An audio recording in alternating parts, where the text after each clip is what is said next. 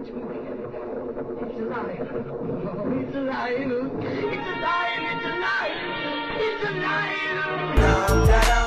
I see dead people. Hot shit. Here's Johnny. Stop. We have such sights to show you. Bring the motherfucking ruckus. Fuck you too! We don't know about magnets. Nothing about magnets. Oh, people. This is Lotsa Pasta. Where am I? At the start of this show, several years ago, I was young and healthy. And Yeah. really over the course of this entire series, my body has given up on me. Maybe it's all the weed I smoke and scary stories I read. Yeah. I would say the first time I ever recorded an episode of this, which I think was 20 or 22 or something like that. Part of me was like, oh my god, probably was that 40 the one we pounds were on? less. Was that the one we were on shrooms? I was like, No, oh god, that was the second episode we did. second episode we Yeah. recorded. It wasn't the first, it was the second. See, at least we waited a little. Yeah, we were like, oh, we'll give him some normality. We tried doing it again, but never really talked about it. Like, we did do a little bit of shrooms, like, a different night, and, like, nothing happened. Yeah.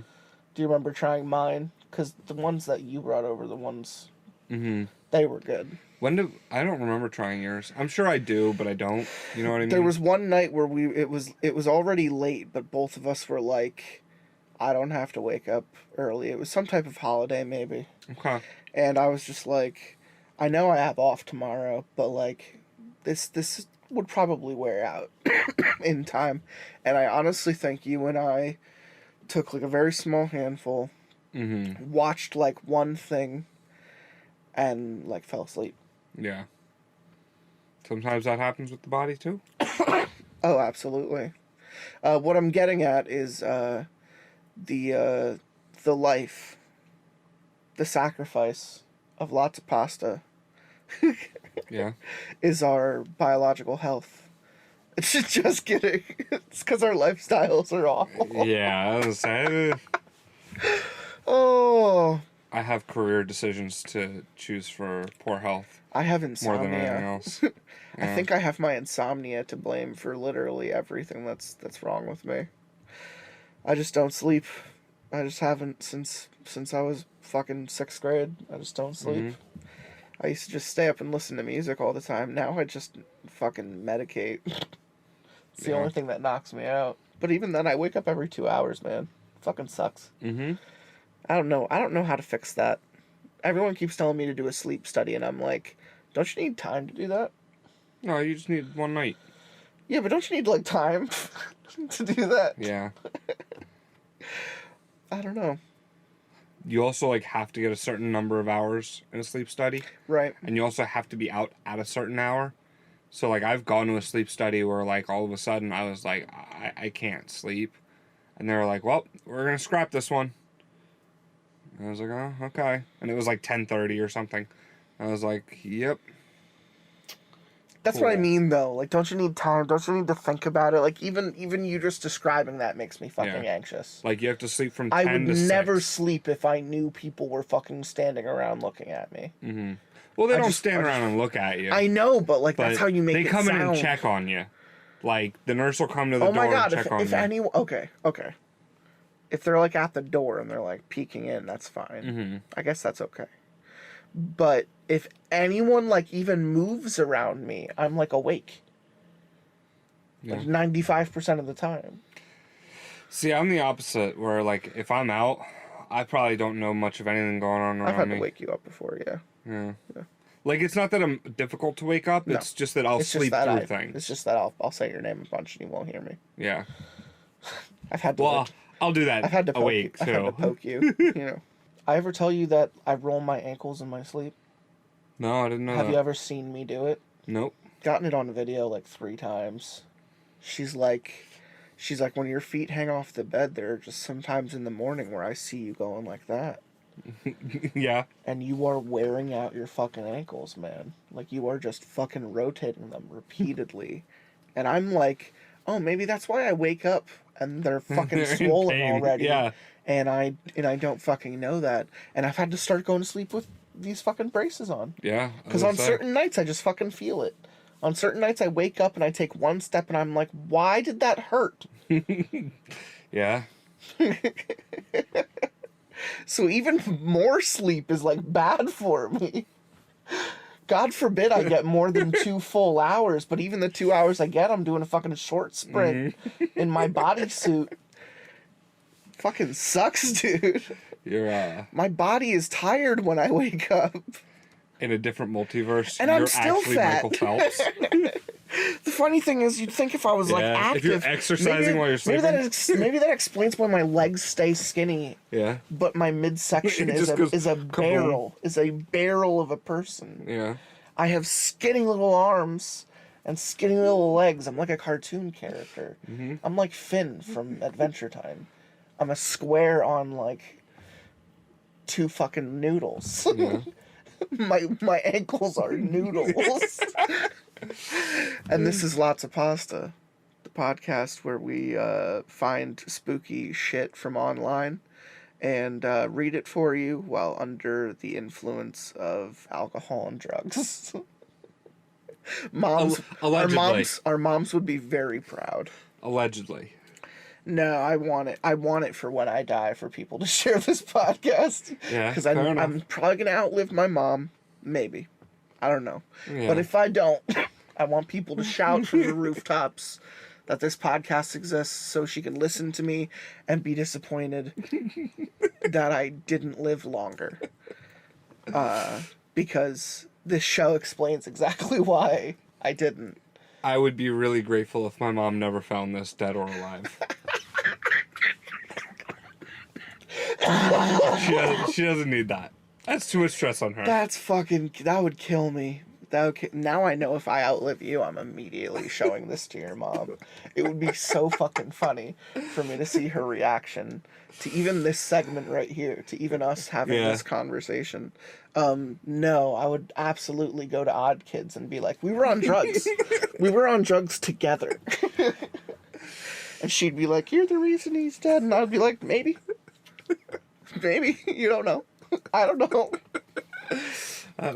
You know? Life is funny that way. I think a big reason we're even talking about death and life and bodies and shit is because this series is pretty very much death-based. is pretty much death everywhere in every chapter. And it's not very explained, but I mean, our best assumption was demons, which is a new favorite term of mine that we literally coined on part 1. But was demons has been so much of this show. I've been re-listening. It pops up all over the place. I've been re-listening to the show right now. I'm in the 50s, approaching Whistlers, I think, and the show's really good at this point. I really enjoyed these episodes. From 50 to 150, we hit like a lot of gold shit. That's where Odd Kids lands. That's where Pen Pal. That's where Left Right Game. That's where Baraska. Whistlers. They all land in that span. So I consider 50 to like. But even Mayhem Mountain was 40 something, and that's a good fucking range too. Yeah. Yeah, we are reading a series right now. This is going to be part 2 of a series. It's called Lillian Madwhip or Lillian Madwhip, Lily Madwhip. And it's always like her experiencing death somewhere. And whether it's, I don't know, let's just go in order. Part 1 is her brother. Her brother, yeah. Her brother dies, and she tells the author that she's been talking to an angel that takes the form of her, that embodies her action figure. And you're really not sure at this point if she's just really crazy. Yeah. Because she kind of incited it. You know, we were talking about how there's like a Fight Club aspect to it, where she's like inciting it, and you're not sure if like this is her or if she's schizo or if this is actually happening. Yeah. And part 2 was the therapist. And she's sitting there and she's like not really sad about her brother because she had to kind of go through it twice. You Yeah. know, like she saw it happen, got upset, had been upset about it all day, and then it happened, and she was upset about it, but, you know, she had her time to be like, I knew it was coming. Mm-hmm. He didn't listen. Yeah. You know, he only made it worse. So when the therapist is like, how do you feel? She saw a vision of the therapist dying in her living room, and it turned out in part 3 that it was because she was allergic to shellfish. Yeah. And she had some type of bad fish. So essentially the therapist ends up dying, and she tells us as much in the second one. Third one was my pet is dead. Yeah. My pet, regardless of the parts, like I don't know what number we're on, but these are the big strokes we're remembering. Pet was dead, and then the flock of animals was dead. Right, so they go to bury her dead gerbil, and when they go to the backyard, they see a trail of dead animals leading further into the woods. Now, do you and the consider that one or increments get two? much higher. No, that's one story. That's one? Okay. That's one story, and it turns out to be real because a neighbor sees it, and then their parents see it, and the parents hire like a hazmat group to come and pick up the corpses. Yeah. And I think there might be something going on there. I don't know how easy it is to get like a biological research group in your backyard. I mean, you would contact animal control, and they would probably at that point they would then contact municipality and try to get someone out there for something. Yeah. Let me see what one this is. So this is 6, and that was in my head. That was 3. Yeah. So what was 4 and 5? All I remember was the fight in school. Oh, the girl right. fell and knocked her teeth out. Firestarter. Yeah, Firestarter. There's another little girl with another angel following her, and but the other girl's angel doesn't talk to the other girl. No, it doesn't. It only talks to Lily, which, you know, further belief that she's making up these angel characters as a part of her psyche. Yeah. But you assume was demons. You lean on the side of yes. You lean on the side of was demons because of probably chapter 5.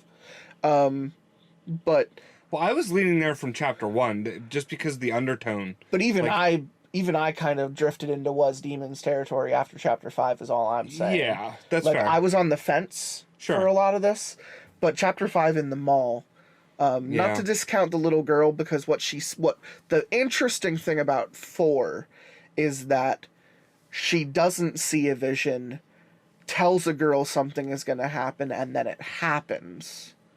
She kind of wills it into existence without having predicted it. Or potentially Firestarter willed it into existence. Maybe. Which is also like a... Maybe they're linked. Maybe when they're together something happens. Yeah. I don't know. I'm not going to rule it out. There's definitely something interesting going on with Firestarter because the angel who was watching Firestarter basically said the fire comes from the girl. It's not because she likes lighting things on fire. The fire literally comes from inside her. And her parents died, and she's been in a foster home. Yeah. Half of her face is burned, and her doll is melted. It's a melted Barbie. And then chapter 5, Mom takes us to the shopping mall because Dad's going to stay at home and hide my action figure. Yeah, I was going to say, and Pascal stays at home. That's like... on purpose. The parents made a ploy out of it. The dad buried it in the backyard somewhere. He was out there gardening all day. She leaves this thing on the table. She comes home, he's not there. He fucking buried it where the pets were. But the cool thing about the mall is the Was Demons events that kept happening. There were moments it's still following me. There were moments of deafness. There were moments of muteness. And what I mean by that is there were moments where people couldn't literally talk and they literally couldn't hear. And then big death moment. Lily walks into a pet store and all the pets die. Yeah. And everyone looks at her, but nothing ever comes of it. She just runs out of the store really quickly. And Lily didn't do it. She didn't do anything. She was just there. Yeah, she just... The interesting thing was... has an aura. The interesting thing was she was standing there and all the animals went limp all at the same time. And she just notices it. She's like, wait, why did the snake I was just looking at become duller? Oh, wait, I just turned around. Why are all the turtles laying down? Why are all the puppies slumping over? Like, she just started to note, like, all these things happening around her. And then when she left the store, she saw a black smoke, fucking lost, coming out of a chick's pants. And it was tentacling along the ground trying to find her. And this woman could see something about Lily. She noticed something about Lily. But when she got too close, a voice like Pascal came out of the black fog and warned itself as another presence, another angel, perhaps. I didn't do any personal research. I don't know what Duma actually means. I know a Stephen King book called The Duma Key, and it's about other entities and shit. Whatever. Not gonna get into it. But a new voice comes out. This is the third fucking angel voice Lily has claimed to hear. And it says, stay the fuck away from me. Run, get away. We cannot be near one another. And I think it's that interaction that maybe killed the people in the food court and maybe killed the people in the pets in the pet store. Because all those ambulances showed up and they were all talking about all these weird accidents that happened at the mall that day. So, like, maybe when Lily is around other types of people like her. Yeah, which is why the girl fell in the fire starter. Yeah. Things get wacky, you know? But we are now leaning heavily into Was Demons territory. Because of said Duma, said Black Fog, said weird corporal reality shit happening. Anything to add? No. Just that we're into it. Yeah. So immediately rolling into part 6, I'm going to let Where Am I take it. My name is Lillian Madwhip, and my parents are the devil. Was demons? My name is Lillian Madwhip, and my parents are the devil. Both of them. Like Satan split in two, became two people, and then they came up to Earth and said, let's have a baby, and then they had me, and then they said, now let's torture it. Ah! I guess they had Roger first. They never tortured him, though. They bought him a drum set so he could torture the rest of us with it. Maybe he was also Satan. Maybe Satan split into 3 people. I didn't see Roger born, so this could very well be the case.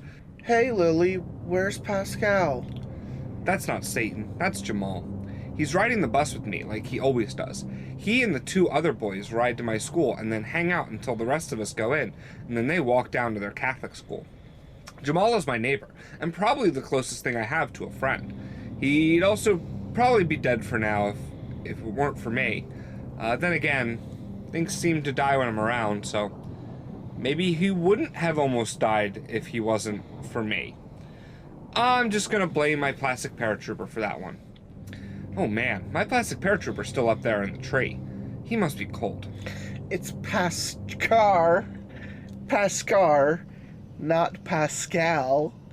And I don't know where he is. We're gonna keep calling him Pascal. Yeah. And I don't know where he is. My devil dad took him. I tell Jamal. Uh-oh. Did you do something? That's the big question. Did I do something? I got my brother Roger killed 3 months ago.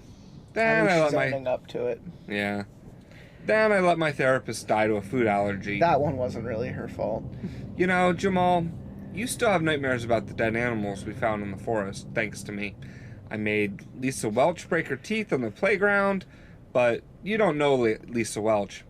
You're so unlucky you don't know Lisa Welch. No, you're so lucky. You're so lucky you don't know Lisa Welch and her crew of jerk girls. Can I start going to Catholic school, I wonder? I believe in angels and God and definitely the devil now. Stupid devil parents. No. That was a long answer for a She thought about it for a long time. Yeah. No. Then there was the entire pet store at the mall. That was like a plague of biblical proportions. Yeah. Proportions mean size. Like, you get food in portions, and those are small. And then you get proportions, and those are big. In other words, it was a big bad thing. Dead puppies and kitties everywhere. I think I did that somehow because I got too close to the angel of death. Oh. Something about me and her, the lady in black. If we get too close, things die. People die. I wonder if she was in the woods behind my house the day all those animals died. She scares me. Jamal's friend, Greg, leans over the bus seat and grins at me. Greg has bright orange hair. I don't think it's natural. Like, who has hair that's orange? Jamal says it's ginger, but I've seen gingerbread men. They're brown like my hair. And other people say Greg's hair is red. I don't know why you don't just call hair orange. Maybe your angel doll flew back to heaven, Greg says. You'll never know. I mutter. Oh, if either of us... Yeah, this is him. If either of us isn't getting into heaven, it's the girl who kills everybody. Greg takes heaven and hell very seriously. Jamal shoves Greg away. So you can't see the future without Pascal, right? Pascal, and yes, I can. Greg pops up again. Then what's going to happen to me, Lily? Nothing. Nothing's going to happen to Greg. Stupid Greg and his stupid orange hair. I don't have anything against people with orange hair, but Greg is the only one I know, and he's stupid. You're going to die sad and alone. Greg doesn't like that answer. I don't even know if it's true. It's a good one. I can't see that far in the future. Pascal would know. He knows things like that. Pascal knows everything. And he always comes back to me. He's always come back before, at least. I spent all yesterday looking for him. I called him, but he didn't respond. I can usually hear him regardless of where he's in, like a box or a drawer or under my Wonder Woman blankets. I hear Pascal in my head, not my ears. When I couldn't find him, I begged my mom to let me have him back. I promised that I'd talk to her and Dad. I promised that I wouldn't keep any secrets. She hugged me and kissed me on the head and said, Lily Bean, listen. Nothing ever good comes after being told to listen. If parents have good things to say, they know you're listening. If they've got bad things to say, they want to be sure you're listening. I managed to get you scheduled for an emergency MRI at the hospital on Tuesday. What's an MRI, Mr. I? It's a scan that lets the doctors see your insides. Why? I thought maybe my insides were turning into jelly from being exposed to the angel of death. Maybe I'm dying and I don't know it. I wonder if it's jelly. If jelly is just people's insides, unless they specify grape jelly, then it's the inside of a grape. My mom petted me. She thinks that's comforting, but I haven't been comforted from the head pets since 2nd grade. And then it was only because I was pretending to be the family pet. We just want to make sure everything is okay. But what does that have to do with Pascal? I asked. If you behave and nothing happens, we'll see about returning Pascal after the MRI, okay? It was not okay. And now I'm sitting on the bus with stupid Greg the Bozo Clown and going to have to deal with Meredith wanting to sit near me at school without Pascal to talk to. Sure enough, I get to school and see Meredith standing over by the swings watching for me, so I go sit by the baseball diamond to watch Jamal play kickball. Nobody's getting hit in the crotch today, but I hope that Meredith doesn't spot me. Greg runs by and throws his backpack with the others.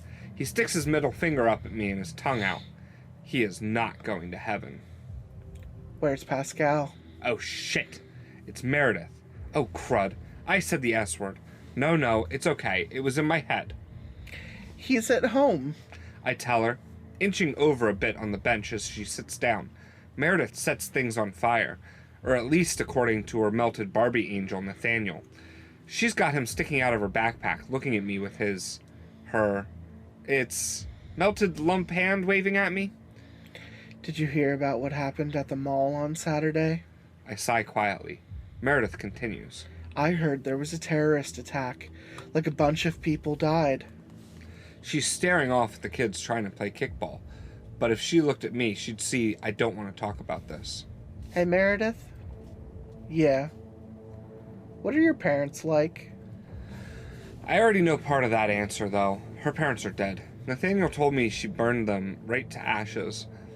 I'm not trying to make her angry, but I'm also not really too worried about it right now. I just miss Pascal. I want to change the subject. Meredith goes from sitting there watching the game to slouching and looking at her feet. I can tell my question upset her, and I feel bad. But I also feel like I need to know more if I'm going to be safe around her. She wants to be my friend, and that's more than most people want. Except Jamal. They died in a fire. Nathaniel remains quiet. I hope that if I upset Meredith in the wrong way, he'll warn me before she sets me on fire like her parents. I'm sorry. I put a hand on her shoulder. My mom always does that when she sits by me and I'm sad. Maybe I should pet her. But then, I don't like that. And other people see us, might also think it's weird. Do they know what caused the fire?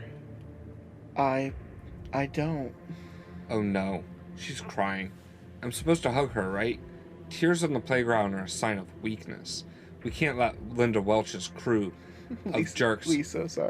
Lisa Welch's crew of jerks see Meredith crying. I hug Meredith. Nathaniel seems to approve. Thanks, Nathaniel. Okay, that conversation taught me nothing. Darn it. I burn things with my hands. Scratch what I just said. You burn things? I repeat. Meredith nods and wipes her eyes. The side of her face that she hides under her hair is still all red and waxy looking, but she can't help that. She's blubbering a bit, which is like crying, but not like whale fat, because whale fat's not an action word. What? My hands get real hot, and whatever I touch gets burned. It never burns me. The fire I make, it doesn't burn me. Usually I have to touch things with my hands to burn them, but one time fire started and I knew it was me because I was angry and my hands were hot. But then it just happened and I wasn't even touching anything, and then there was the fire, the one that did this. She pointed to her face and held up her melted Barbie. I was asleep when it started, but it must have been me. I'm the one that causes fires. I thought you said that your fires don't burn you. I don't know. This one did. I have a gift too. Please don't wig out on me, I think. Meredith looks at me. Her eyes on the burned side of her face looks kind of milky. I wonder if she can see out of it. My Nana had this thing called glaucoma before she died. It made her eyes all milky, and she had trouble seeing. She used to bump into things a lot, but that wasn't what killed her. She just got old, and her insides stopped working right. I wonder if my insides are working right. I wonder if I'm going to get glaucoma. I can see things before they happen. I whisper. I don't know why I'm whispering. I guess I'm treating it like a secret, but everyone on the stupid playground knows this. Or at least they know I think this. I think most of them think I'm crazy. What kind of things? Meredith asks. Everything. I tell her. Sometimes it's a feeling, and sometimes I see an actual vision thing, and sometimes I smell things before there's smells. I mean, there's always smells, but like I smell popcorn before people cook popcorn. One time I really wanted popcorn because I'd been smelling it for like an hour, so I asked my parents to make popcorn, and then I had popcorn. That's not the best example. I knew my brother Roger was going to die before he died. I even tried to save him, but he died anyway. Meredith looks at me, and her face is like someone seeing a dolphin for the first time. Wonder. That's the word. I don't know if maybe it's the face of her realizing I'm crazy, or she's found someone like her with a true gift or curse, if you want to look at it that way. Maybe she's really wanting popcorn now. Gosh, I kind of want popcorn now. So you really knew that girl was going to fall on her face last week? I frown. Well, no. That was I was making that one up. But then it did happen, after all. I don't know how to explain that one. That never happened before. Just like me. Meredith nods. I used to burn things just with my hands, and then 3 months ago I was at a carnival with my mom and dad, and the whole stage caught fire, but I wasn't even touching it. It's never happened before. She gets kind of quiet. Some kid got killed. Kinda like your brother. I didn't mean for it to happen, it just happened. I don't know if that's really the same thing.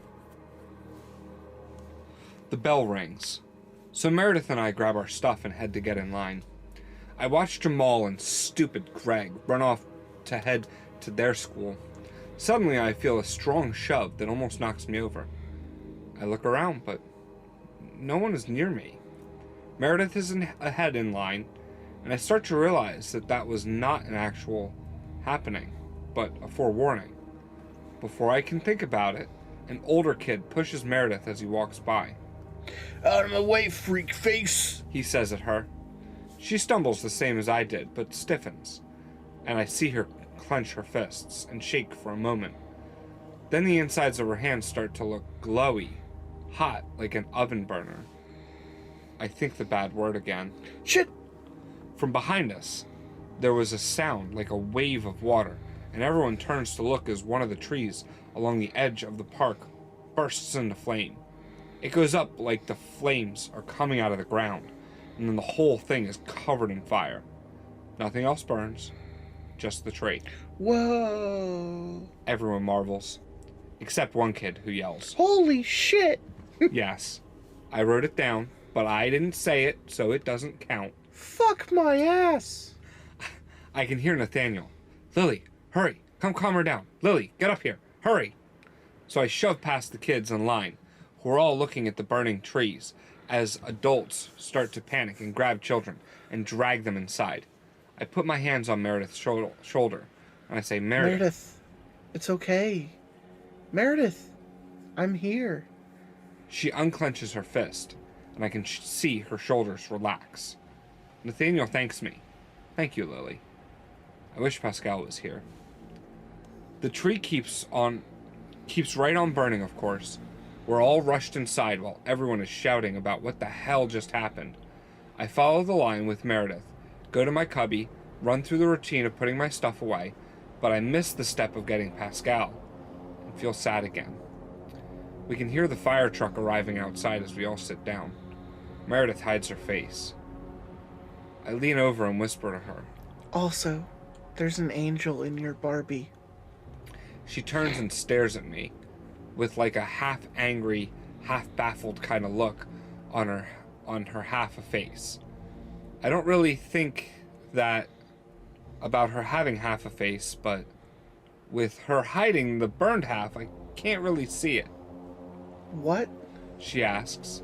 Nathaniel sits on her desk, with his burnt hair, scorched face, and lumpy hand, and says nothing. I point at him. He says his name is Nathaniel. Meredith looks at her Barbie. That's a boy's name. It's your angel's name. Maybe this is too much information right now. I'm hitting her with a lot of new things. I can see things before they happen. And her Barbie has an angel with a boy's name inside of it? I mean, for me, I'd probably just think, of course. But I've seen some things, and heard them. Meredith can't seem to hear the angels. Look, I can prove it. I turn to Nathaniel. I ask him to tell me something about her that I shouldn't know. Meredith watches me stare at her Barbie. What are you doing? I'm talking to Nathaniel in my head. This isn't funny, Lily. She reaches for Nathaniel.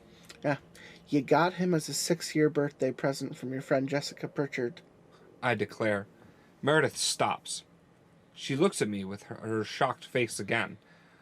I'm starting to get used to her making the shocked face at me. I kind of forget what her happy smiley face looks like. Lillian Madwhip? Miss C.D. calls my name for attendance, and I raise my hand. Here. Meredith picks up Nathaniel. How did you know? Nathaniel told me. Why can you hear him, but I can't? I shrug. I don't know. I guess it's part of what I can do. I could see things before they happen. I could hear the angels. Lois Brody, the boy who sits in front of us, turns around. Oh my god, will you two shut up? You're both crazy.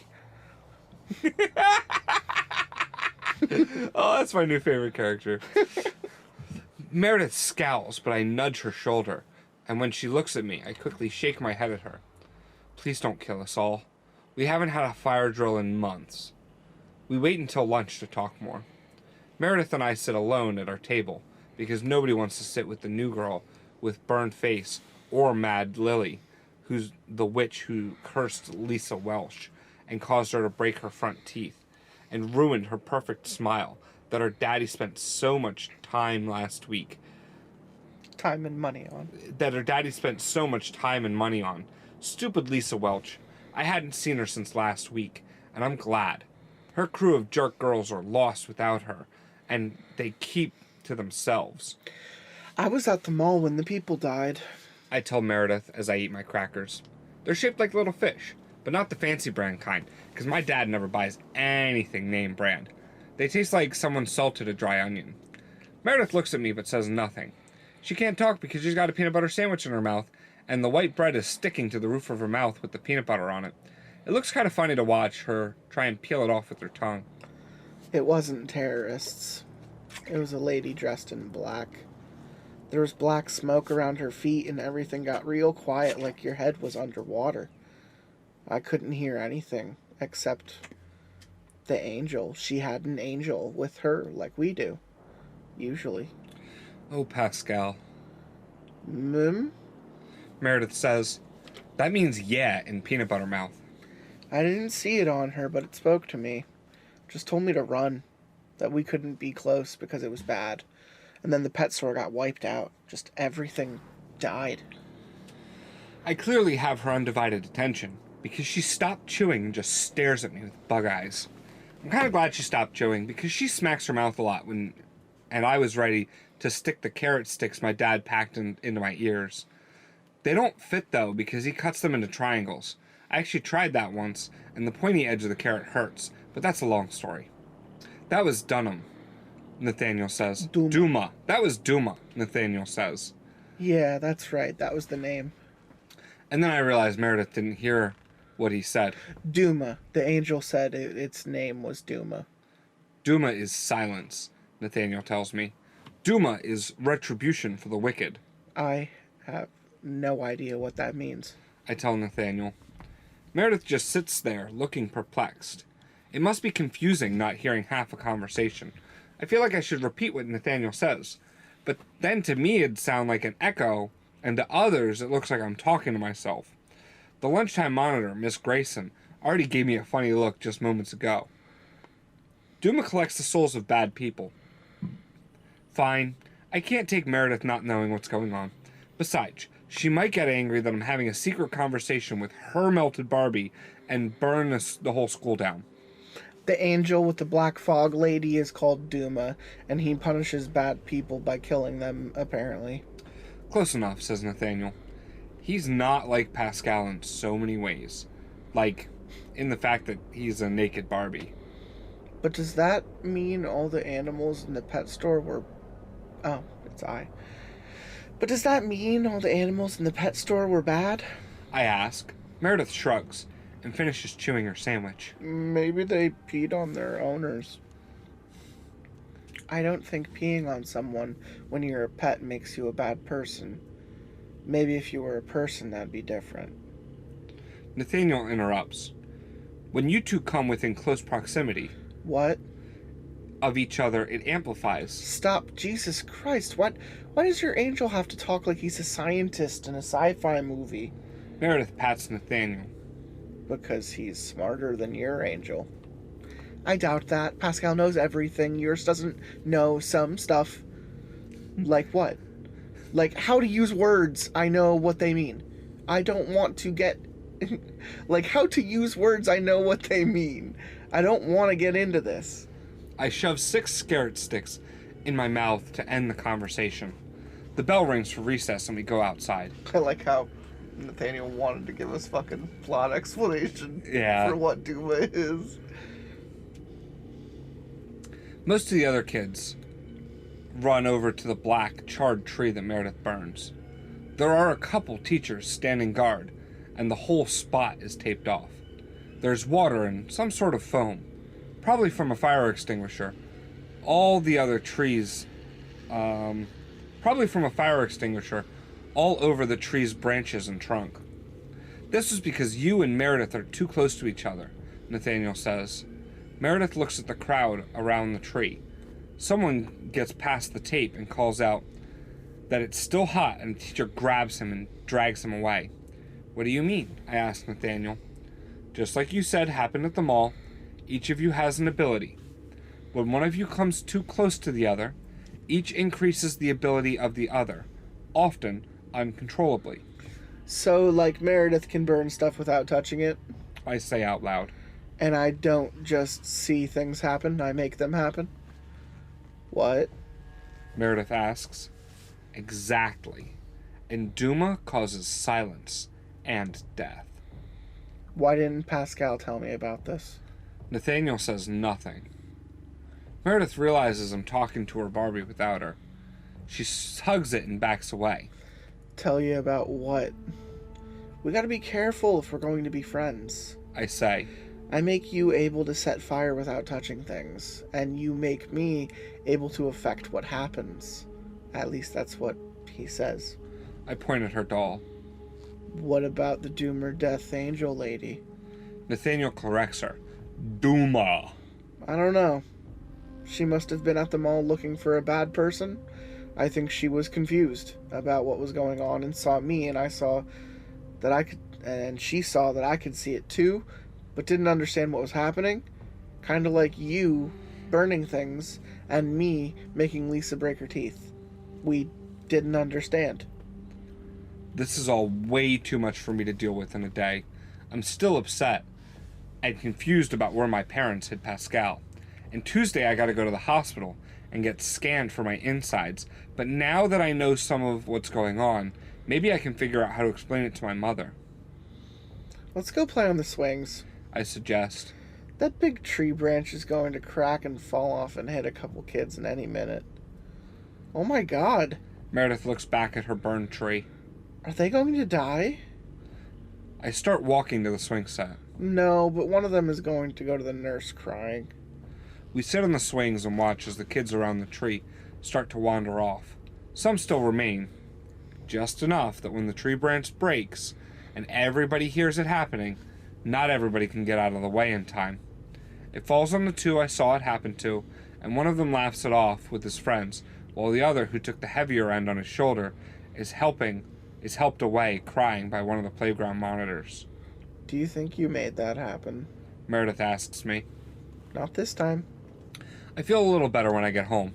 Mom and Dad still won't believe me about angels and knowing what happens before it happens, but at least I know I won't kill them both by saying it will happen.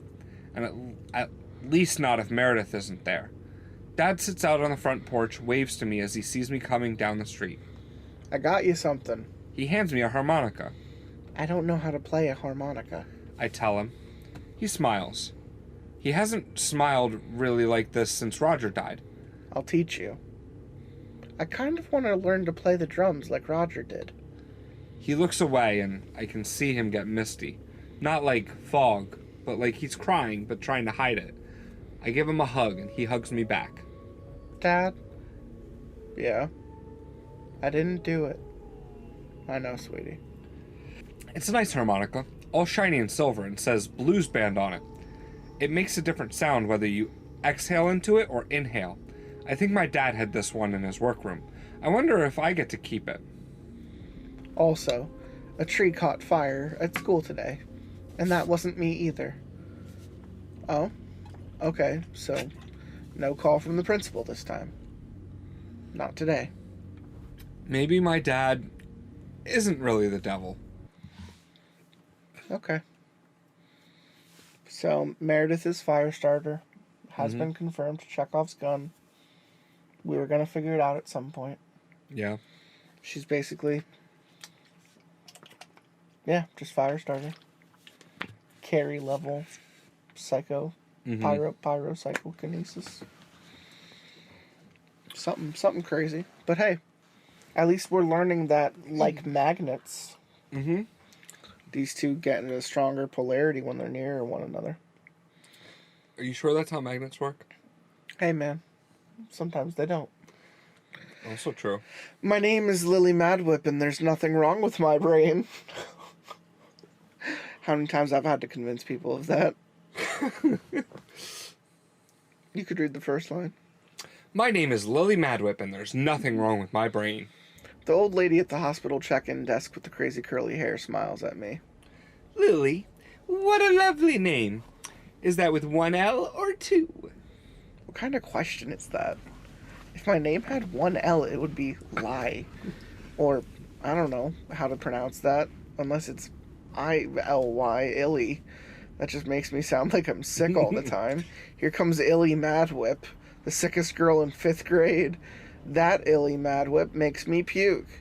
I repeat my name for her. She's old. Maybe she just doesn't hear too well. Lil Lee. She nods. She's wearing big glasses. Why are her glasses so big? They're like twice the size of her eyes. She's not even keeping the glasses over them. They're halfway down to her nose. That's probably why she has them on a chain, because they keep sliding down her nose and falling off. Can she even see? Maybe her vision is so bad she doesn't notice that she's not seeing through her glasses. What good are they then? I hope I never need glasses. I'd probably lose them all the time. Yes, dear. I heard you. Do you spell it with one L or two? She says. Why does she keep asking me about this? Two, of course. And then I watch her spell my name with 3 L's. Thankfully, Mom gets off the phone with the officer and takes over. My daughter's name is Lillian Madwhip. She's scheduled for an MRI. I walk away to look at the other people in the waiting room. A blonde lady and her son are sitting by the automatic doors that go outside. The boy has a bandage over his right eye. Pascal would be able to tell me why, but Pascal isn't here. I know what's going to happen to the boy, though. He's going to see a doctor who's going to take the bandage off and shine a light in his face, and then make him lie down and put some drops of medicine in his eye, while his mom holds him down and he screams. Then they'll put the bandage back on. Across from them is a man with a weasel face filling out some forms on a clipboard. I've never seen a weasel up close, but I know a weasel is also a term used to describe someone with beady eyes and a long face, and this guy has both, so that's a weasel face. Oh, he's looking back at me. I'm just looking at this plant. Wait, I don't think that's a real plant. I thought these plants were here to provide oxygen for people, but they're just here for decoration. Lily, Mom calls. come here. The receptionist lady has a wristband for me to wear that has my name spelled the long way and my birth date and some other codes that I figure only doctors and nurses know. Mom and I sit and wait. It feels like hours. I try not to pay any more attention to the other people coming and going because this is a hospital, and when I look at other people, I just know all the unpleasant stuff that they're going to have done to their bodies, and it's more than I need to know, like, ever. Ew. My mom takes a magazine about housekeeping. It's not actually an interest of hers, but she likes to pretend it is. She's probably going to look at pictures of other people's homes and then silently judge my dad for the way our home doesn't look like them, and he's there all the time. But he digs up all my dead pets and weeds her garden and writes dirges, so he's not just sitting on his butt all day. I wonder if he's sitting on his butt right now while we're at the hospital. I flipped through a magazine about science. Some photographer got really close to monkeys and took photos of them doing monkey stuff. Apparently you could get a job just squatting in the jungle taking pictures of animals. I would love that job. I want a job like that. Maybe I'll save up my money and buy a camera and start taking pictures of animals. Or I could be one of those photographers who takes pictures of crime scenes. The monkey in the magazine story looks really happy that his photographer is hanging out with them. I glance up from the monkey article and see the weasel-faced man staring at me from a far corner of the waiting room, and he looks back down at his forms, and scribbles some more stuff before taking the clipboard over to the lady with the enormous glasses. I watch him because he's got suspicious written all over him. But then I see that in a while he's going to be talking to some doctor in a big white coat like all the doctors have, and they're going to go into an office and talk about grown-up stuff. So I start singing to myself in my head to stop knowing what's going to happen. Weasel Guy turns around and looks at me again, and I imagine him with whiskers and then realize I'm staring and remind myself to blink and go back to my monkeys. I guess it's not his fault he was born with a face like a weasel, anyway. Eventually, a big lady with really short black hair calls us in. She's wearing a green hospital uniform. Miss Maddock, we're ready for Lillian. It's Madwhip. I tell her. I put my monkey science magazine back and follow Mom and the nurse through the swinging doors. The hospital is like a maze. Halls go down either halls, and, there's dead ends and offices and closets. I bet the center of the hospital is where the Minotaur lives. That's a monster from an old story we read about in school. It lived in a giant maze, and people would go into the Minotaur's maze and get lost, and then it would eat them. A Minotaur is like a human, but with a cow for a head. Not a whole cow, just the head. We get to a little room with a bed, and they cover it in paper because of germs. There's a paper dress folded up on the table.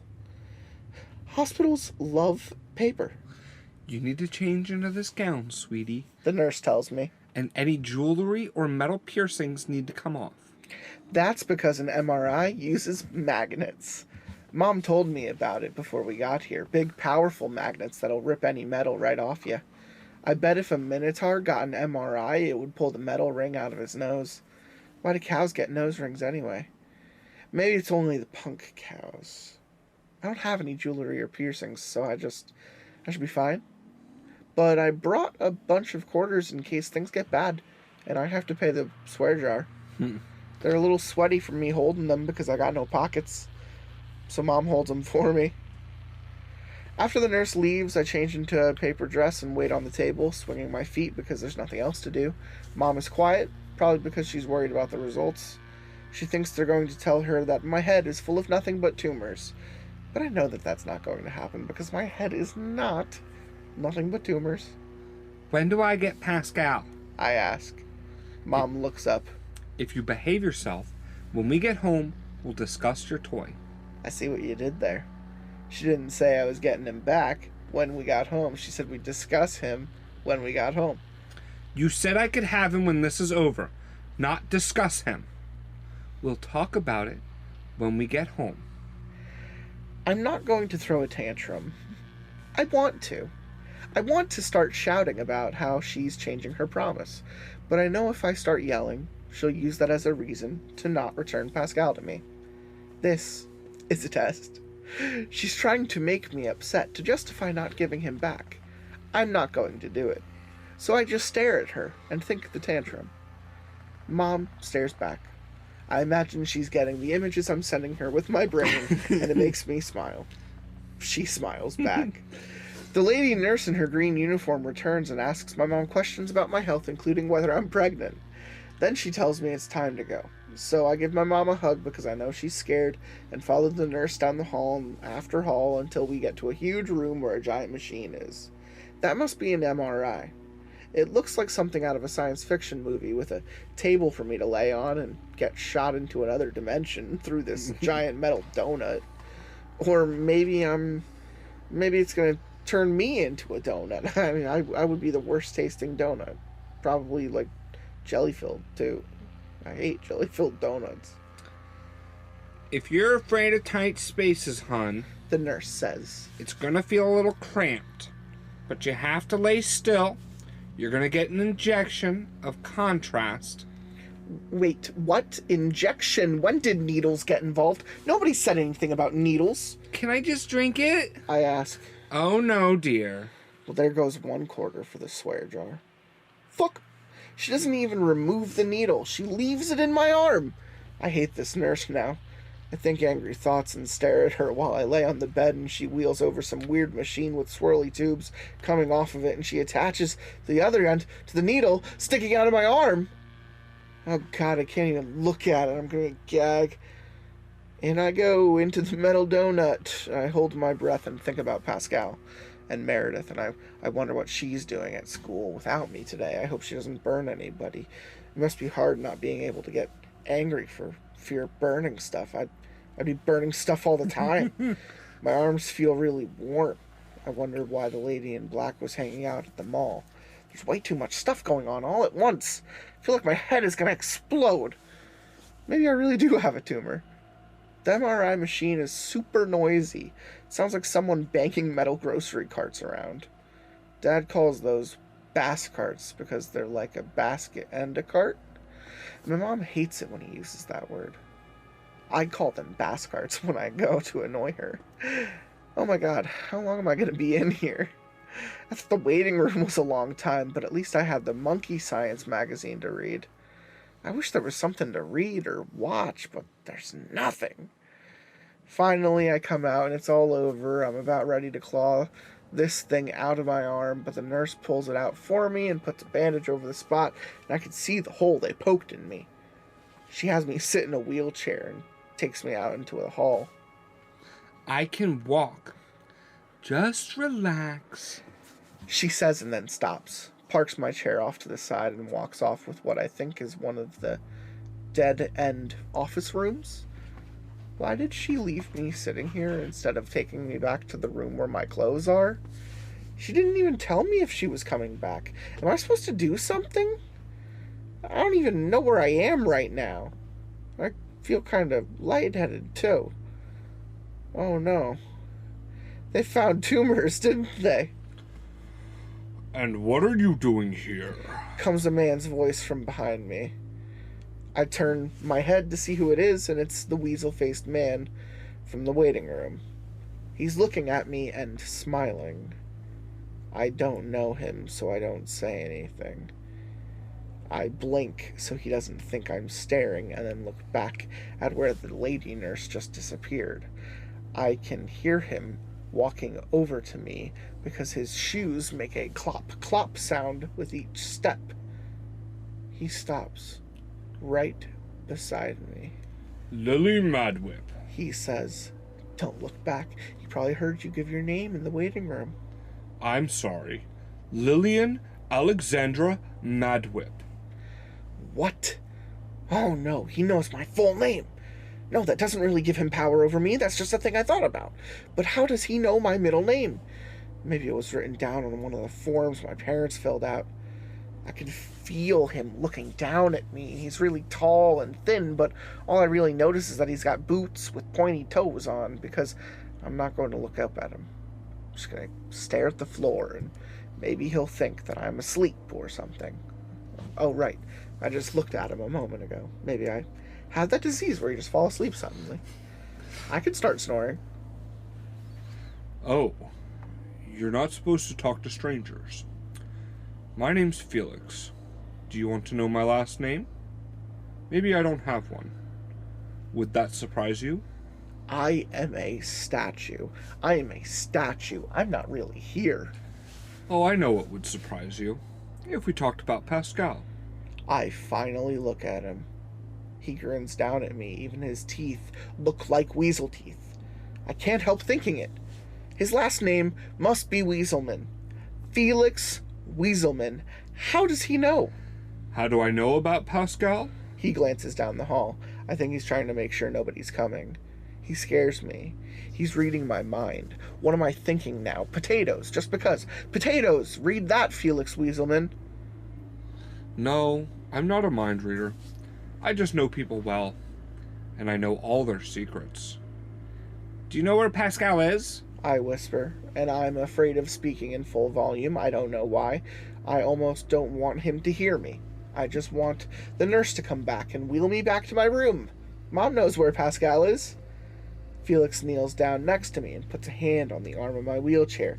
Even his fingers look like weasels. Not like weasels, but weasel fingers. Not the weasels have fingers. I guess they do, sort of, but not like human fingers. If a weasel turned human, I think it would name itself Felix Weaselman and start terrorizing little kids at a hospital. Oh no, that must be what this is. I'm sorry, Lily. I don't know where Pascal is, but I know about him. And you. You see things before they happen, don't you? Who are you? I ask. He's not a doctor, that's for sure. He's wearing a long coat with fur on its edge. I bet it's weasel fur. Oh my god, everything about this man is weasels. I told you. I'm Felix. I'm like you, Lily. He grins his weasel teeth at me. I half expect him to have a long, thin mustache and twirl it with his fingers like in a cartoon. I have a gift, just like you, and a totem that connects me to the divine. I don't know what that means. He reaches into his pocket and pulls out a silver locket on a chain. I bet that thing would have ripped right through his coat if it went through an MRI. There's a hook on the side of the piece, and he unlatches it and it opens. Inside is a photo of a boy. He's got short brown hair like someone held a bowl over his head and just cut around the edge. He's smiling and his teeth kind of look weasel-ish even for a kid. This is my son, Joseph. You can call him Joey. Hi, Joey. I say to the boy in the locket. Felix snaps it shut. He can't hear you, unfortunately. He's passed away some months back. He sounds sad as he says this, kind of like my dad when he talks about Roger. But you know who can hear you, Lily? Raziel. Raziel. Raziel? Raziel. Raziel. He's my connection to the divine. Raziel? Raziel? Raziel. Raziel, cool. Raziel. What does that mean? He's my angel, like Pascal is for you. Why don't you say hello to Raziel?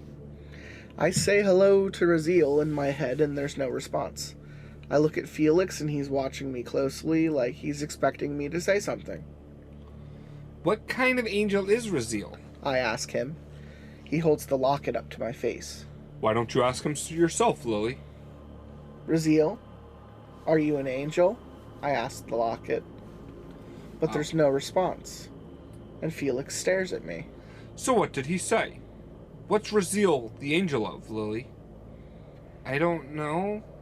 I whisper I feel frightened. I don't know what's going on or if anything Felix is telling me is true. He's not talking to me. Maybe this is some secret test my mom organized to see if I really believe in angels. Felix stands up and puts the locket back into his coat. He doesn't talk to me either. Not that he could, but I know he's there. That's my gift. I know things. Not things like Pascal knows. I can't see the future like you. But I know everything else. I know the things people don't want me to know. I know secrets. I don't have any secrets. I don't think I do anyway. I'm an open book. Honestly, I tell people all my secrets, and most of the time they don't even believe me. Felix steps back and I realize just how close he had gotten to me this whole time. It feels like I'm suddenly in an open field with flowers, like yellow flowers. I want to jump up from my wheelchair and run through the flowers. Freedom, that's what that feels like. He was so close I didn't even realize it. It was starting to feel like I was being crushed in a can crusher. Lily the Tin Can. No, Lily. You don't like keeping secrets, do you? He says. I'm going to be honest with you, too. I'm not from around here. I used to travel all over. Do you like carnivals? Have you ever been on a tilt-a-whirl? Gone to the top of a Ferris wheel and looked down? I'm a mentalist. That's a stage performer. Kind of like a magician. Do you like magic? Sometimes? Who doesn't like magic? Boring people and scientists. I use my gifts of knowledge, of knowing people's secrets, and tell them things they had forgotten about themselves. Where they left their keys and that sort of thing, or maybe they'd done something they don't want others to know about. Those were fun to reveal. Any secret, I would know it. Like where your brother Roger hid something valuable from you. Oh my god, he knows where Roger hid my foil Charizard. Where? Oh, I don't actually know that, dear. I know that your brother hid something from you, but in order to know where, I'd need to meet Roger, and unfortunately, he's not here, is he? Rats. Where the hell did my nurse go? Anyway, Felix continues. Joey, my son, he was an assistant in the show. He was the most wonderful boy. You'd have loved him, really. He would have believed you about Pascal. Like your friend Jamal. He believed me about Raziel. The heat in my head and arm are going away. I feel a lot more clear thinking. What happened to him? You know what happened to him. Suddenly, Felix isn't smiling anymore. I don't know what he's talking about. Did he tell me and I missed it?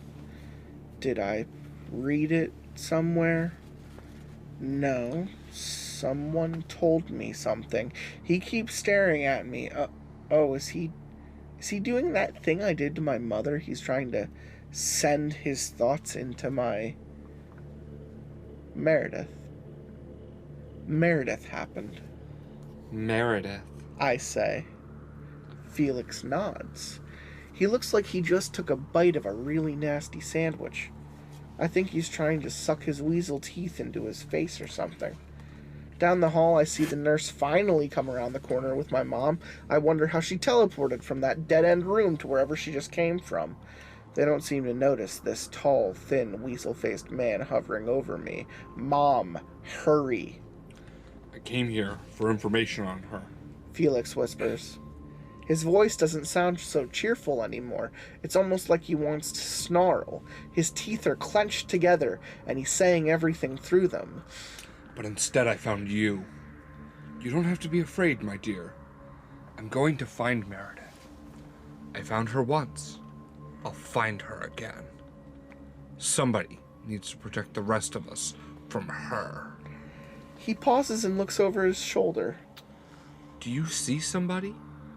then turns and smiles at me, but it doesn't seem like a happy smile. There's nobody there. The hallway is empty. I was seeing things before they happened. Again. He puts a hand on my shoulder. It's going to be okay. I'll see you soon. And then he walks off in the other direction down the hall and back into the maze where he came from. I am shaking and I can't stop. Something about Felix Weaselman terrifies me. It wasn't his weasel face either. It was like I was finally meeting somebody who is crazy. Other kids call me Mad Lily sometimes, especially buttholes like Jeffrey Baker. But they haven't even met anyone like Felix. He was so calm and seemed so normal, except for the whole part about knowing my secrets. I wonder if that's even true. I wonder if there's really an angel in his locket, and if so, why didn't it speak to me? Mom and the nurse finally show up, and for a real few minutes later take me back to my clothes so I can change. I do it as fast as I can so we can get out of there. Mom had put my quarters in her purse, so she gives them to me. I tell her she's going to need to keep a couple. In the car, she asks me how I'm feeling, if my vision is fuzzy or anything. I tell her I'm fine. I don't tell her about Felix. I don't tell her about Raziel. And I definitely don't tell her about Meredith. I don't know what I can tell her anymore. I need to think about things on my own. What I really need is to talk to Pascal, and I know if I start bringing this up with her, I might not get him back. I just hope that weasel-faced guy Felix doesn't go to my school today. At home, Dad is in his workroom. He was probably writing a dirge. He does that. Mom tells me to sit at the dining room table and wait. I wonder what we're having for dinner. Probably something that's going to make me want to vomit. I wonder if I could convince them to order pizza if I tell them that the medicine they injected me with made me feel funny. Mom comes back with Dad and Pascal. Pascal, where were you? Pascal tells me that he's sorry for the things he knows I've had to deal with alone. He says that sometimes we face things alone because we have to in order to become stronger. He says that, I feel like I'm getting a lecture from my parents. Oh, I am. And they're talking too, but I'm not even listening to that, because I'm too busy being giddy to see Pascal again. Do you understand? Dad asks me, and I don't. Yes. I tell him. Dad hands me Pascal, and I hug him to my chest. We have a lot to talk about. I like it. Mm-hmm. Obvious progression. Mm-hmm. Obvious progression. I think we have one more part to read, and I'll let you take this one. My name is Lillian Madwhip, and I think a magician is going to murder my best friend. This is part 7? Or are we on 8? This is 8. Okay. So we're on 8. We've now met 4 people. 4 people what? 4 unique people, yeah. 4 different I don't powers. think Dad has powers. I just think he's weird. Other than Raziel. Lily, Meredith, He said he speaks to an angel. Raziel. Dugar. Never mind. and Duma. Yeah, Duma and Felix. We got 4 angels. Yeah, 4 angels. 4 angels. My name is Lillian Madwhip, and I think a magician is going to murder my best friend. I thought I was your best friend. That's Jamal. Okay, yeah, I guess he's top of my friends list. It's not exactly a big list either. I mean, there's Jamal, and then there's Meredith, and she scares me. 1 and 2. And Pascal, 3. Jamal, Pascal, then Meredith? No, because she scares me. No, wait. Pascal first. You are my best friend, Jamal. I meant my other best friend. Pascal knows the truth. Jamal smiles. We're headed to school like it's just another day. But it's not just another day, because there's a man named Felix who looks suspiciously like he's part weasel. And he told me at the hospital yesterday that he's going to protect me from Meredith. I'm pretty sure he doesn't mean that he's going to buy her oven mitts. Actually, I that wouldn't be a bad idea. I should get her oven mitts. I saw oven mitts that look like sheep. Greg pops up out of nowhere. Maybe he's going to saw her in half. Ooh, Says Jamal. he'll need a box for that. I've never seen someone get sewn in half. I mean, there was my cousin Susie who got run over by a motorboat, but she but she stayed together for the most part. Then there was the half a squirrel in my backyard, but I didn't actually see it, and besides, who performs magic on squirrels? I shake my head. He's not that kind of magician. Well, what kind is he? He finds people's keys and stuff. That sounds like a stupid magician. Greg frowns and ducks back down into his seat. You're missing the point. Oh my god, why did I even bother telling these two? Meredith is going to get murdered by that stupid magician. But didn't she kill his son? Jamal asks. That's called an eye for an eye. I don't know all the details. I look up from the front of the bus, where Ed, the bus driver, is telling some other kids to stop jumping in their seats. Why does it always take longer to get to school when I'm in a hurry? Pascal encourages me to remain calm. One of the things he told me last night was that brash action can lead to tragedy. I looked up some of the words, and apparently it means that if I'm too confident, then a really sad play is going to be performed. I don't think that's entirely what he meant, but I got the point. What if Meredith stood out in the middle of the playground so she could see the magician coming from any direction, and then if he showed up, she could just set him on fire? Jamal suggests. That does sound like a good plan, but I'm sure there are things about it that I'm not considering. That's how it always works in Scooby-Doo. They come up with a plan and then it backfires because of something they didn't think of. Or because somebody got hungry. I'm hungry. I had a waffle for breakfast, but it wasn't fully cooked because the toaster was on too low of a setting. But I didn't want to complain and have my dad roll his eyes at me, so I just ate it, but it was icy in the middle. Greg pops up again. What if he just shoots her? That's a good point. He could be a marksman with a rifle for all I know. Hell, he could have the nuclear launch codes and bomb us. I can't let all the possibilities clog my brain. I just have to warn Meredith and let her decide what to do. Honestly, Jamal remarks. you should tell an adult. Dear adults, my friend Meredith, who scares me, can burn things with her mind. I know this because I can speak to angels, like the one in my doll. A crazy magician who finds people's keys wants to kill Meredith because somehow, she burned up his son with her powers. No, I don't know when or how exactly. Yes, I'll hold on. Oh, that's a lovely jacket. Yes, I'd like to try it on. The sleeves, tie in the back. How nice. Where are we going? That was beautiful. Jamal sees me staring off into space blankly. I mean, can't she just show them that she can burn stuff? He asks. Greg chimes in. And then they could take her to a secret lab and cut her open and see how she works like they do with aliens. He looks at me. And you too. Yeah, no. I blink. There's the school ahead. I need to do this without them finding out about Meredith's ability. If she wanted people to know, she'd have shown an adult, I think. It's not my business to reveal it if she doesn't want people knowing. That's called, I don't want to be dissected. And I've thought about it a lot. We pull up to the school and I shove past everybody to get to the front off the bus. Not making sure to say goodbye to Ed, of course. Not that anything's going to happen to him. He's going to have a cup of coffee and read a magazine down at the gas station while filling up. It's just polite to say goodbye to the bus driver. Bye, Mr. Ed. Meredith is not standing by the swings. I run over and make sure. I even check twice. She's not there. I scan the rest of the playground. Everyone else is in their usual spot for the most part, except Jamal and Greg, who are walking over to me rather than the baseball diamond. They're looking around too, so I'm guessing they don't see Meredith either. Jamal drops his backpack and sits on the swing. Maybe he already got her. No, I should have come here yesterday, except the school was closed by then, and she'd have been home, so that would have been pointless. Don't say that. Maybe the weasel got her home address? Greg suggests. Stop it. Maybe that's her over there, surrounded by Lisa Welch and the other girls. Jamal points with his chin. Oh yes, there she is.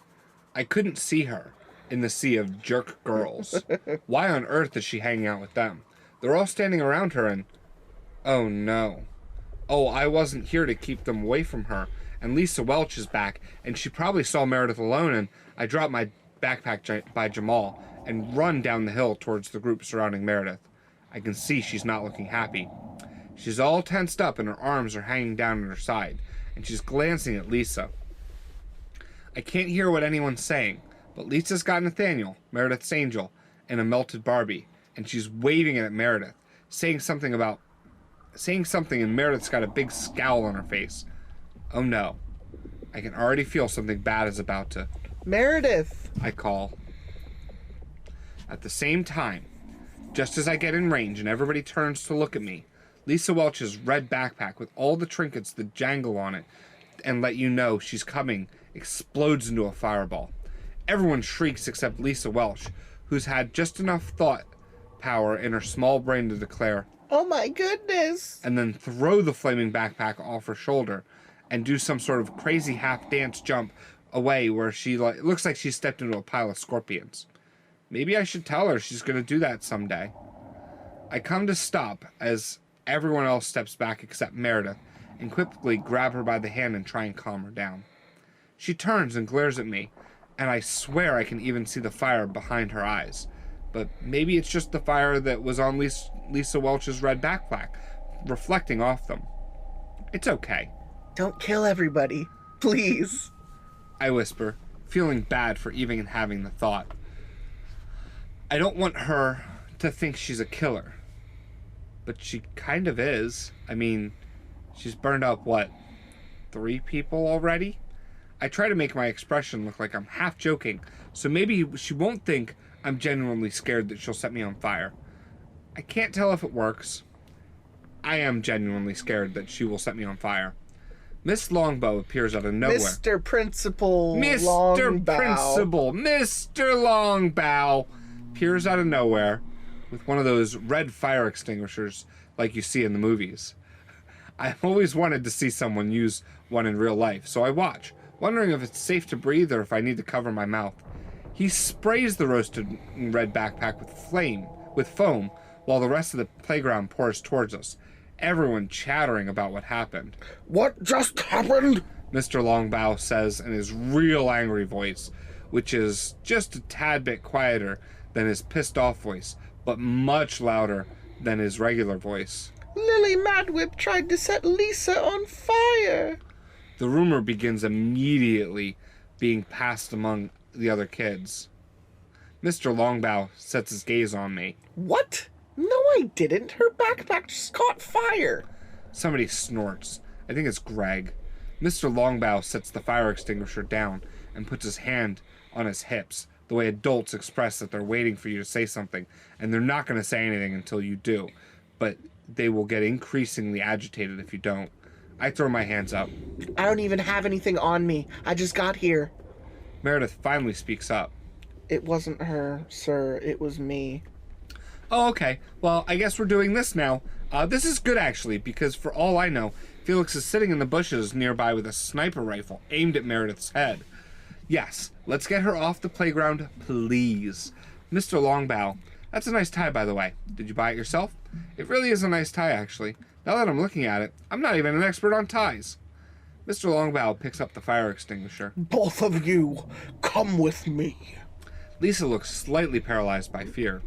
I think she's finally starting to comprehend that there was a fireball strapped to her back just a minute ago, and the only reason why she's not a charred corpse right now, we're all standing over playing whodunit with, is because some primal instinct to remove the fireball before it engulfed her, and that the person who nearly burned her alive was the girl she just pissed off by doing something mean with her Barbie doll. It's like stealing someone's Barbie and finding out that that's Charles Manson, the serial killer's Barbie. You too, Miss Madwhip. I snap back to attention. Wait, why me? I had nothing to do with this. Mr. Longbow cocks his head at me and gives me a strange expression. Didn't you? I think for a moment. No. Well, you're coming anyway. He holds up one finger to make it clear that nobody else is to say another word. Then he points towards the school to make it clear we need to start marching in that direction. Mr. Longbow, you're going to get us both killed, and Lisa too, probably. I mean, that might not be so bad. Things would be nicer if she was dead. But I'm sure kind of attached to myself not being a crisp. Can we maybe meet separately? Apparently the answer is no. Lisa Welch, Meredith, and I are marched straight into the school, down the hall into the principal's office. Lisa looks pale as paste. Her mouth looks a little crooked, probably from falling on her face last week. She keeps her lips shut tight, so I can't see what's happened exactly to her daddy's precious teeth. I've heard there's a big chip, and she's gonna have to get work done. Meredith looks just like Meredith, which is to say ghoulish, not because of the burned half of her face, but because she looks like she never sleeps anymore. Maybe she doesn't. I imagine if I were Meredith and I went to bed and burned my house down with my parents inside, while I sleep, I'd have trouble getting back to Snoozeville too. She's got an expression I can't figure out right now. Kind of a mix of determination and annoyance. Mr. Longbow looks normal, by which I mean angry and bald. He sits at his desk with his eagle paintings surrounding us. I remember how many eagle paintings he has exactly. I hope he isn't too attached to them, because if Meredith flares up, I think they're going to be one of the first things to go. And then us. Hopefully Lisa first. Just because if I'm going to die, I want to see her go before it happens. I know, that's a little mean, but Pascal isn't here to lecture me about it. We all sit down, and he sits at his desk in his big swivel chair and stares at us. Somewhere else, the bell rings, meaning school is in session. Kids are going to be coming inside soon. The number of possible casualties just went up. This is not how we start the morning, girls. Mr. Longbow says grimly. Who wants to begin? I don't think he really knows any other ways to ask things actually happened. I wonder what it's like to watch a comedy movie with him. Maybe he's never seen one. We should watch one. Except then, if he started laughing, he might panic because he wouldn't know what was going on. Lisa begins. We were just trying to get Meredith to play with us, and then Lily came over and did something, and my backpack exploded. Mr. Longbow angrily stares at me. Didn't we already go over this outside? I ask. Also, I think I smell gas, Mr. Longbow. Can we maybe do this in separate rooms? Quiet! Meredith speaks up again. She sounds a bit hoarse, like she was yelling all morning or something. Maybe she was yelling internally. Would that affect your voice? No, that can't be right. I'd be hoarse all the time. I told you I caused the fire. It was me. Lisa took something of mine and wouldn't give it back. She and her friends ganged up on me, and I got angry, and the backpack caught fire because I was angry. We all sit there for a moment. I imagine Lisa and Mr. Longbow are trying to work all that out in their heads. I understood what she was saying, but if you don't know what's up with Meredith and her ability to set things on fire, especially when I'm nearby, it might not make all that much sense. Mr. Longbow leans back and rubs his bald head. I wonder what that feels like. I don't want to shave my own head because I like my hair, but I bet it'd be fun to run a hand over it if I did. The backpack caught fire because you were angry. Mr. L repeats. Yes. Meredith hangs her head. I feel bad for her. Poor Meredith. I'm totally getting her oven mitts. I'm gonna do it. I just don't know how much they cost. They can't be too expensive, and I've been saving up for a while. If I get her ones that look like sheep... Can I just point out that I almost died? Lisa remarks. Mr. L leans across his desk and wraps all his fingers in each other. He looks directly at me and thinks I'm going to accuse him of causing all this again. Lily, I think you can be excused. Oh, finally. Thanks for playing with all our lives there, Mr. L. I sit for a moment, thinking this. Mr. L nods at me and makes a little wave gesture with his hand. That's the universal sign for, move your butt along. Go to your classroom. I look at Lisa and Meredith. Lisa has murder face. Meredith looks sad. I wanted to tell her it's going to be okay, because for one thing, with me out of the room, maybe we won't all go up in a big volcano. And for another, maybe she'll be safer at home. Oh wait, I have to warn her about Felix. Go, Lily. Mr. Longbow says in the tone of voice that means he's about to get really annoyed that I'm standing there instead of doing what I'm told. I nod at him, then turn to Meredith. Watch out for weasels.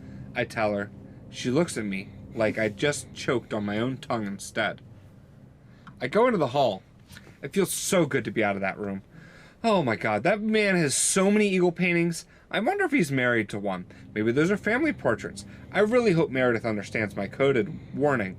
Dang it, it probably made no sense. I want to turn around and go back, but the walls start to vibrate with the sound of Mr. L yelling inside, and I can vaguely hear the rumble of his angry voice. So instead, I head straight to class. Everybody in class wants to know what happened. Lisa's crew of jerk girls look concerned, like they saw her charted off on a stretcher or something.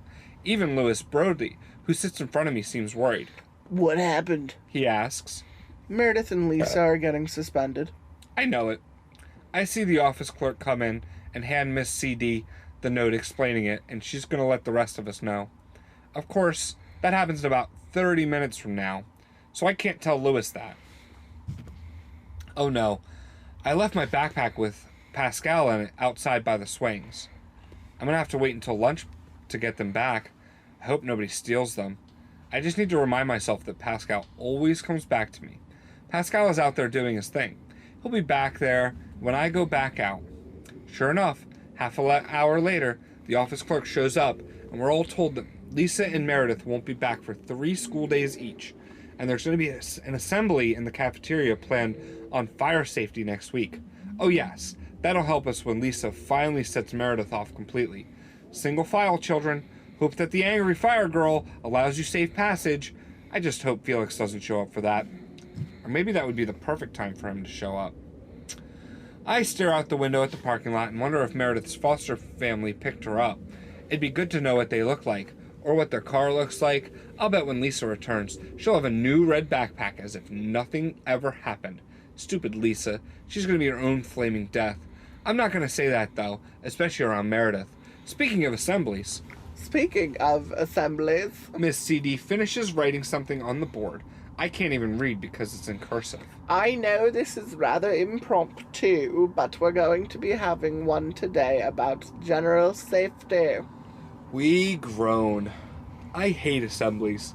You have to sit in assigned rows, and I'm always in front of some boy from 3rd grade. I don't even know his name, so I just call him Little Twerp. I don't really know what a twerp is. It sounds like noise a rubber band makes. We file down the hall an hour later to fill the cafeteria in our stupid assigned seats. I wonder where they hide all these fold-out chairs the rest of the time. There must be a room just full of folded chairs that they use. I'm still worried sick about Meredith. And Pascal. He knows I'll be back out after lunch, but it must be lonely sitting in my backpack with nothing to do or nobody to talk to. Maybe he can use his articulated limbs and go running off on an adventure.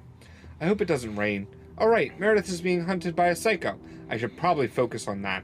In fact, I'm so focused on worrying about Meredith getting shot with a sniper rifle by a man with a weasel face that I'm not even listening to what the actual assembly is about. Mr. Longbow is standing up front, and he's got some guest speaker I can't quite see. Maybe if I were sitting in the front row, I'd be able to hear what they're saying, but I'm in the third to last row, in front of this little twerp who's kicking my chair. Everybody gets quiet, but Mr. L can't quite be heard still. His microphone must not be working, because it sounds like he's just speaking as if the only people that need to hear him are up front. I barely catch him say, Please say hello to Officer Flores. He gestures to the person behind him. Everybody claps. I think. My head feels like it's ringing. Or swollen. Why do I feel dizzy? I look down at my feet. Can't really see them. Lily, are you okay? It's Miss CD, standing down the row, looking at me. Her voice seems to cut through the moment. Someone must have nudged her or told her I look sick. I don't feel sick. I just feel weird, lightheaded and confused as to why I can't see my feet.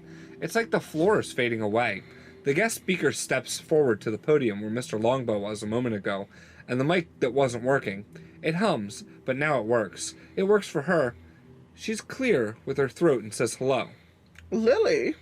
Miss CD sounds like she's talking through a door. I can't see my feet. My voice is caught in my throat. Her next question is muffled. I don't even know what that is. The ringing in my ears becomes a shrill screech. It won't stop, and it feels like my head is about to burst. But then it stops. It all stops. Every sound stops. Lily? Miss CD puts her hand on my shoulder. Other kids are turning to look at me. Do you see it? I whisper. See what? I can't hear myself, but I know in my head I'm speaking. The fog. I look up at the podium, where the lady in black stares back at me in her police uniform. Someone in the audience starts coughing. She's a policewoman. Yeah, protect and serve. Lots of death involved Silence and there. death, yeah. Yeah, judgment, silence, death. Interessante. Weaselman is using his powers for capitalism and has a pretty gay little angel that Doesn't speak to anybody. that wants revenge. He's probably just a poser. He might be. He's just a poser. He's mad. You mad, bro? Officer Flores, that's interesting. Interesting stuff. Mm-hmm. I'm sure the principal didn't believe either of the little girls, so... Yeah, Meredith, he just sent both of them home. Meredith is fine, Mm-hmm. for now. Yeah, basically he went, well, how did you start the fire? And she goes, I just started it. And then he went, do you have a lighter? And she went, no. Do you have matches? No. Then how did you start it? Yeah, I just like... did. I don't believe you. You're a liar. You're lying about something. Both of you are lying. You ditched your evidence somewhere. Yep. It doesn't even matter anymore. We have people who put you there at the scene, whatever. We get out of my sight. Mm. Yeah. That's how authority works. But I think at the very same time, someone might have heard that. And it might have been Lisa. Yeah. Lisa might have understood that. Whatever's going on there, we won't know if there's any development there until later. But all it takes is one believable kid, whining about something for people to notice. So she very could crack this shit wide open. Or a bunch of kids are about to die in this auditorium. That's what I was gonna also say, thinking about that. I have a feeling the next chapter is going to be, what's the word? Very conflicting or conflictual. It's going to have lots Conflicted. Yeah. There's going to be some conflict involved. Yeah. It's some rising action. I feel like we're working towards something. Yes. I don't know what. I don't know where it's actually going to go. Well, and we're only halfway through. This was like up to the 50% mark. Yeah. So, part 2 of 4, still like it, still on board. Oh, yeah. Still very much was demons. Or did we back off of the was demons this time? I'm still sticking was because angels and demons are essentially the same thing, right? In your lexicon. Lore, yeah. Like I consider that same thing. That's fair. So. That's fair. If there is light, there must be dark. Exactly. You know, that's how the world works. We rule in absolutes, folks. If there's Russia, then there's America. Yeah, that's how that works. Did you like my President Nixon for principal? I did. Longbow? Yes. I've been doing it for since the first part. I haven't had an opportunity to speak as Longbow. Yeah, you did. Did I? Yeah, you have. You have. In episode 1 you did. But you were just doing your deep old man voice. That's fair. I like to sneak in little impressions on shitty characters I don't care about. I think that most of my characters have a different voice every, like, you have 15 cadences. minutes. Yeah. You have cadences. Yeah. No, for the most part you're on point.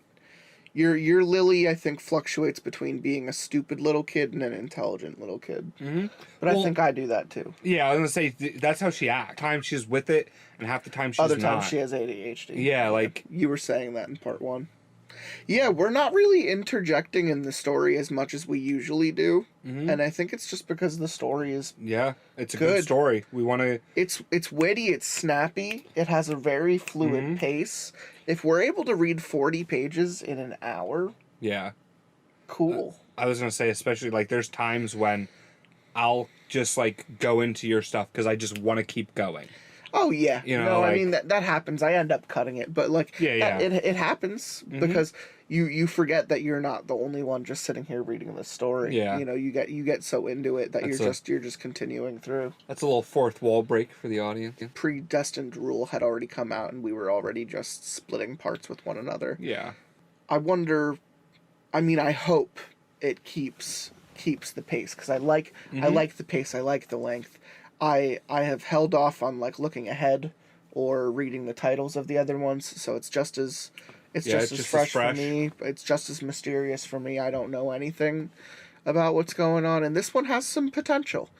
This one has some potential to really introduce a fun twist, or they can was demons. Mm-hmm. And even if they was demons, at the end of the day, I'll say I enjoyed the ride. Yeah, absolutely. It's about the friends you make along the way. Mm-hmm. Sometimes it's not about Amsterdam. As long as the ending makes sense and isn't random bullshit.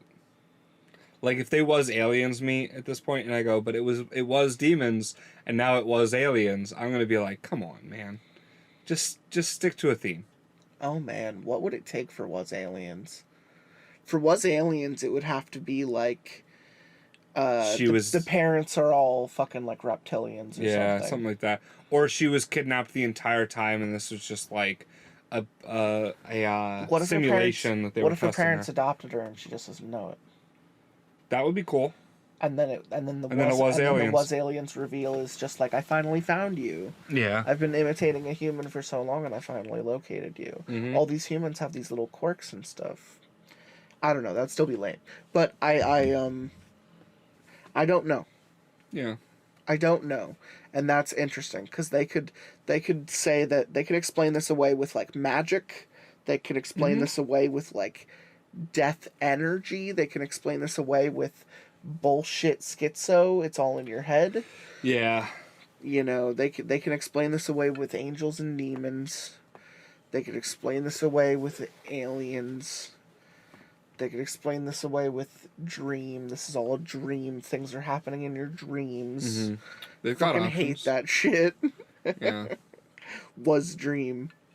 Yeah, it's a good one. It's a good one. I'm happy we're reading it. And we will be back for part 3 in just a short little while. But I don't know if I have any predictions. I don't know if there's anything else that I necessarily have to say. But I'm along for the ride. Yeah. Lily Madwhip has won me over as a fun little character. Mm-hmm. And a character that we see kind of go up and down. A roller coaster, if you would. I love how a dinky little internet story can write a little girl better than most Hollywood produced TV shows and movies. Mm-hmm. What a goddamn shame. That machine needs to die and be reborn by new people. Yeah. Just like most things in life. I don't know. The story is good. We've read a lot of good stories on this show. I would say this show definitely has like a 50-50 good to less than. And less than ranges, I think, a larger portion, you know, on that scale. Mm-hmm. But in its entirety, the show is pretty much, for every good series, there's an series. For every good short story, there's an short story. Mm-hmm. And then there's just trolls. Yeah. Who say fuck it, and sometimes it's good, sometimes it's bad. Mm-hmm. You know, with all lightness there is equal darkness. Absolutely. That is the Lotsa pasta way. One cannot exist without the other. Oh, without Captain Death, there is no Where Am I? Where am I? When that one guy was yelling it, I expected you to yell it. You didn't. Oh, come on, man. That moment had your name all over it. It did. I missed it. It zoomed right past me. Oh, we were enthralled. Mm-hmm. Any final words? Where am I? Wear a condom. Wow. Okay. That's all I got. Which is alien, like the most hypocritical thing for me to say. Alien parents need to wear condoms. Yeah. That sounds like a.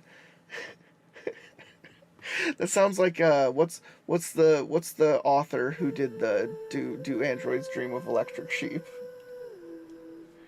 Oh, I know what you're talking about. I don't know his name. Yeah. I was gonna be like, here's his next book coming out next year. Do reptilian parents need to wear condoms?